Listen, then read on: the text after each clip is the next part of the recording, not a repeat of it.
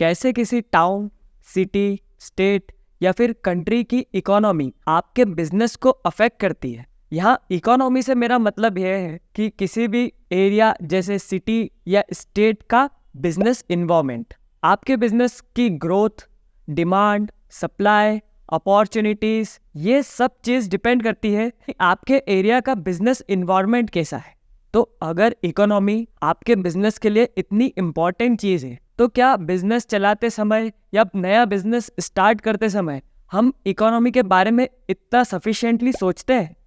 तो आज के वीडियो में हम यही डिटेल में डिस्कस करने वाले हैं। इससे पहले मैं आपसे अगर एक सवाल पूछूं कि क्या आप चाइना में आईटी कंपनी सेटअप करना चाहते हैं या फिर क्या आप इंडिया में एक मैन्युफैक्चरिंग यूनिट सेटअप करना चाहते हैं, तो ये बात आपको सुनने में थोड़ी अजीब लगी होगी। भाई मुझे तो बहुत अजीब लगी।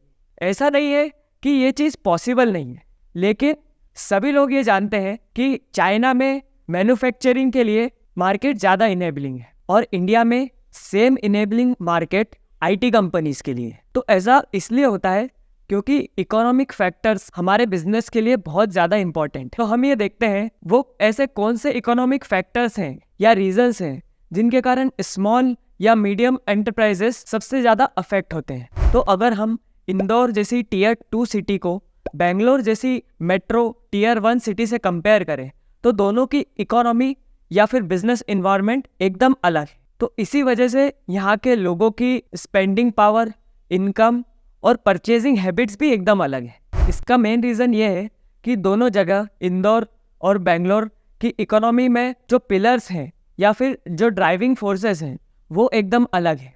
जैसे बेंगलोर की जो इकोनॉमी है वो एक आईटी ड्रिवन इकोनॉमी है और वहीं पर इंदौर की इकोनॉमी के ड्राइविंग फोर्सेस या पिलर्स हैं एग्रीकल्चर और एजुकेशन इंडस्ट्री। अब जो बेंगलोर की इकोनॉमी है वो आईटी ड्रिवन है, उसके कारण जो बेंगलोर में लोग हैं वो मेजॉरिटी अपने 30s और 40s में है और वो बाहर से बेंगलोर आते हैं जॉब करने के लिए। मैंने खुद ने पर्सनली बेंगलोर में 1 साल जॉब करी है और वहाँ पे मेरा ये ऑब्जर्वेशन रहा है कि वहाँ पे मोस्टली एजुकेटेड लोग जो बाहर से जॉब करने आते हैं उनकी हाई इनकम होती है और वहाँ पे लोग सेविंग्स में कम बिलीव करते हैं और खर्चा ज़्यादा करते हैं। और यही एक रीज़न है कि बेंगलोर में लोग लोकली अवेलेबल प्रोडक्ट्स से ज़्यादा ब्रांडेड चीज़ों को प्रेफर करते हैं। और वहीं अगर हम इंदौर की इकोनॉमी के बारे में बात करें तो यहाँ पे सबसे ज़्यादा पैसा आता है एजुकेशन और एग्रीकल्चर इंडस्ट्री से।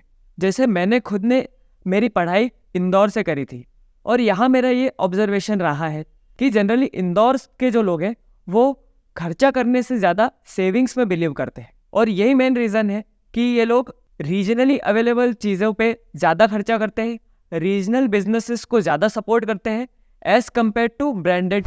तो अगर आप न्यू बिजनेस स्टार्ट करना चाहते हैं या फिर ऑलरेडी कोई बिजनेस कर रहे हैं तो आपको ये सब फैक्टर्स के बारे में सोच के बिजनेस डिसीजंस लेना चाहिए, क्योंकि अगर आपके बिजनेस डिसीजंस आपके बिजनेस इन्वायरमेंट से मेल नहीं खाते हैं तो आपके बिजनेस में प्रॉब्लम्स भी हो सकती है। तो अभी तक जो हमने बात करी उसको आप आपके बिजनेस में कैसे अप्लाई कर सकते हैं। तो अगर आप कोई नया बिजनेस स्टार्ट कर रहे हैं तो आपको ये देखना चाहिए कि आपके एरिया का जो बिजनेस इन्वायरमेंट है वो आपके नए बिजनेस को कितना सपोर्ट कर रहा है। जैसे अगर हम उज्जैन का एग्जांपल लें तो उज्जैन की इकोनॉमी महाकाल मंदिर के अराउंड बेस्ड है। उज्जैन में आपको टूर्स एंड ट्रैवल्स, होटल्स और एसी सर्विसेज देने वाले सारे बिजनेसेस मिल जाएंगे।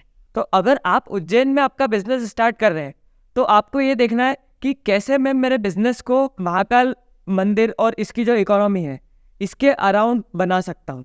वैसे ही किसी और जगह में कुछ और बिजनेस इन्वायरमेंट होगा, आपको आपका बिजनेस उसके अराउंड बनाना पड़ेगा। दूसरी चीज़ है मार्केट एक्सेप्टेंस। जैसे एक कंपनी है कैलिफोर्निया बरीटो जो मैक्सिकन फूड सर्व करती है। कैलिफोर्निया बरीटो ने अपना पहला आउटलेट बेंगलोर के एक आईटी पार्क में ओपन करा। अब बेंगलोर का आईटी पार्क ही क्यों? क्योंकि बेंगलोर में आईटी पार्क्स में यंग सैलरीड लोग बहुत होते हैं, रेगुलरली आते हैं, उनके मैक्सिकन फूड को ट्राई करने के चांसेस ज़्यादा हैं। वहीं अगर कंपनी इंदौर के 56 दुकान में अपना आउटलेट डालती तो यहाँ पे हो सकता है मैक्सिकन फूड को लेके एक्सेप्टेंस थोड़ी कम रहे। कोई भी नया बिजनेस स्टार्ट करते टाइम आपको ये देखना चाहिए कि क्या आपका जो प्रोडक्ट है वो आपके मार्केट में या आपके एरिया में उसकी एक्सेप्टेंस है या नहीं। तीसरा है कल्चर एंड लाइफस्टाइल।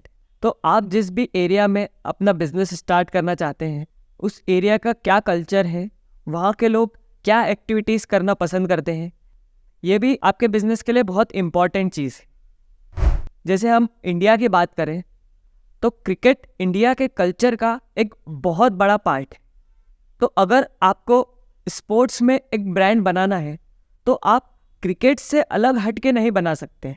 आपको कहीं ना कहीं उसको क्रिकेट के अराउंड बनाना पड़ेगा, वरना मार्केट की डिमांड के अगेंस्ट जाके एक ब्रांड बनाना और उसको सक्सेसफुल करना अंधेरे में तीर मारने के बराबर है। इन सब पॉइंट्स और एग्जाम्पल्स को देख के हम ये बोल सकते हैं कि हर एरिया की एक इकोनॉमी होती है और हर एरिया में कुछ ऐसी एक्टिविटीज़ होती है जहाँ से उस इकोनॉमी में पैसा आता है। और अगर हम नया बिजनेस स्टार्ट करना चाहते हैं तो सबसे पहले हमें ये देखना चाहिए कि उस एरिया में ऐसी कौन सी एक्टिविटीज़ है जहाँ से पैसा आ रहा है और हमें अपना बिजनेस उन सारी एक्टिविटीज़ के अराउंड बनाना चाहिए।